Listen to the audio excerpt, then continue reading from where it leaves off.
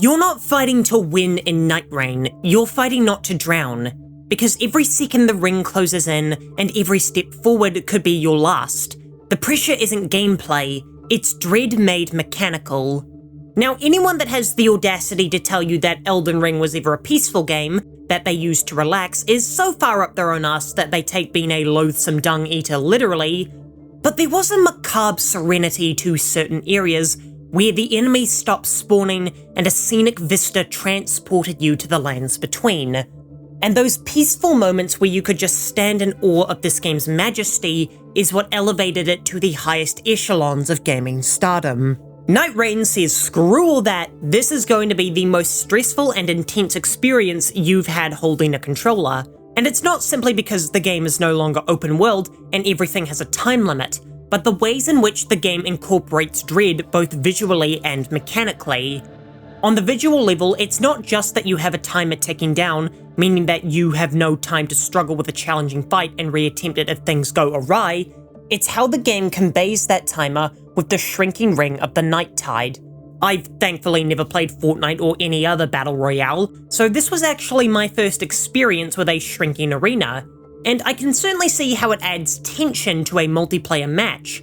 As I'm traversing between dungeons and I catch a glimpse of the encroaching Tempest, it immediately sends me into a retreat mode as I quickly scatter towards safer ground. Although there's always a lingering dread in the back of my mind, because the majority of your time won't be spent out in the open, but behind walls fighting the mini-boss of a dungeon. And every time I went into a tunnel for smithing stones, in the back of my mind I always knew that if I got swept up in the tide here, there was absolutely no escape. What's more, as far as I could tell, there's no way to tell where the center of the ring is going to be at the outset of a match, as I only saw the Erd-tree appear after the tide had shrunk the map at least once.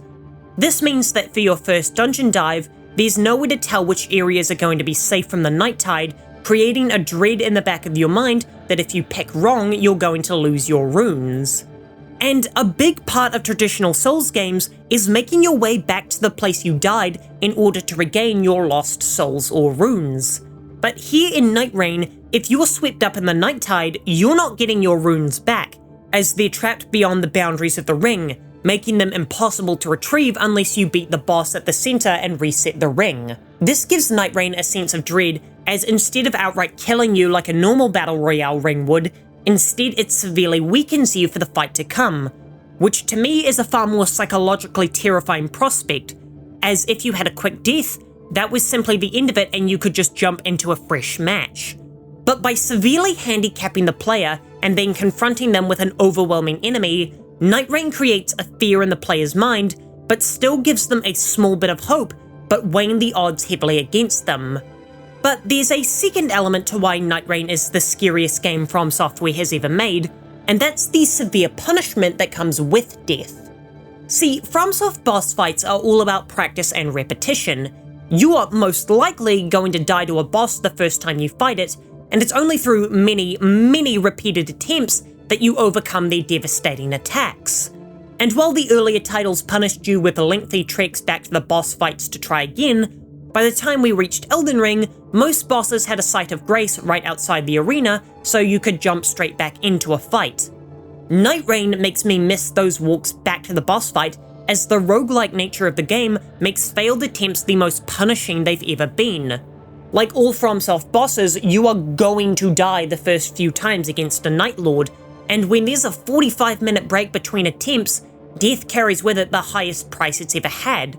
Especially when you finally got a weapon that's effective against a certain Night Lord, it ramps up the pressure of the boss fight to levels of pure stress.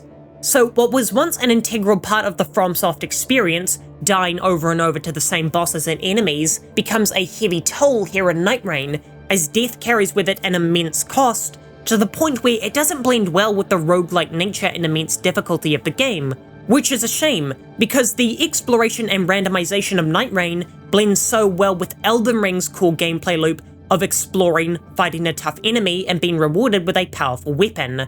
And while dying to a Night Lord is certainly immensely frustrating, the more powerful emotional response I had was the fear of death, as the intensity of every fight made each attempt at a Night Lord feel like millennia all over again.